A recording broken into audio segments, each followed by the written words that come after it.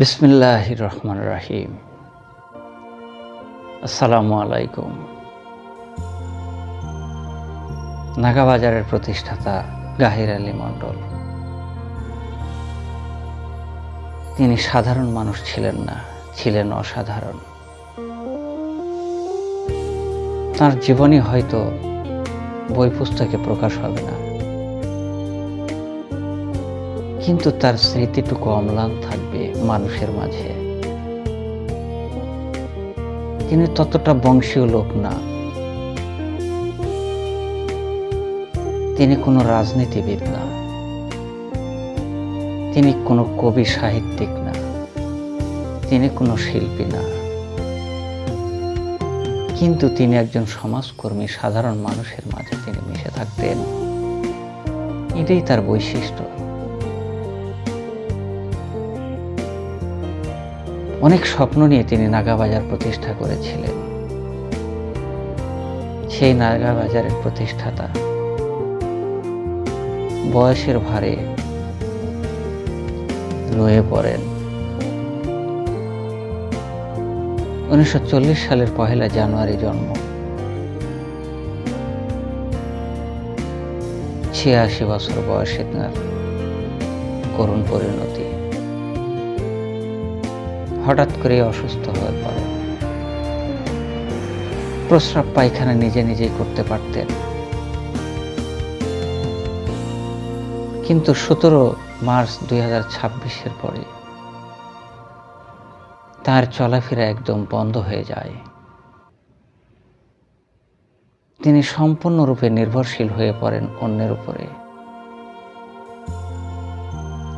এ কেমন বিধাতার বিধান,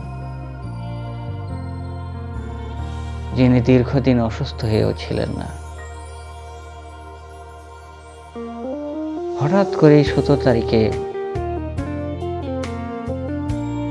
বাজার থেকে চা খেয়ে লাঠি ধরে রাত 9টায় বাসায় পৌঁছালেন। তারপর আর তিনি বের হতে পারলেন না।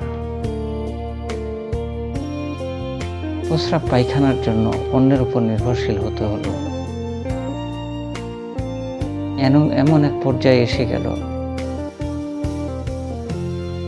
তাকে প্যাম্পাস পরাতে হলো। তাকে প্যাম্পাস পরানোর সর্বময় ব্যবস্থা করা হয়েছিল, কিন্তু খাওয়া দাওয়া কমের কারণে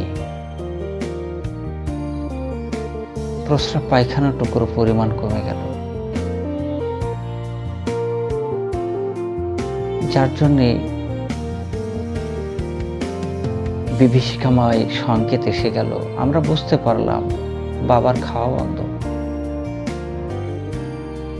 স্যালাইন দিয়ে আর কতদিন রাখা যায়? হালকা খাবার খেতে পারলেও বমি বমি মনে করে। সবকিছু মিলিয়ে তার খাওয়াটুকু বন্ধ হয়। আমরা বুঝতে পেরেছিলাম সময় মনে হয় শেষের পথে। ডাক্তার বলছিলেন যদি পাইপের মাধ্যমে খাদ্য দেওয়া যায় তাহলে সেটা ভালো, কিন্তু সেই পরিবেশটুকু করতে পারিনি। বাসাতে সেটা সম্ভব নয়। অক্সিজেনের ঘাটতি হলে অক্সিজেন দেওয়ার কথা ছিল, কিন্তু সেই অক্সিজেনের পরিবেশ করাটাও কঠিন হয়ে গিয়েছিল। এগুলো করা যেত মেডিকেলে নিয়ে গেলে।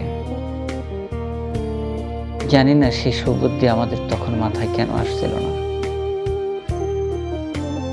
যতটা ঈদ সামনে গড়াচ্ছিল,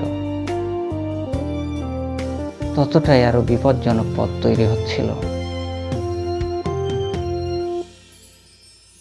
মেডিকেলে গেলে কেউ ফিরে আসে না, এমন অবস্থা।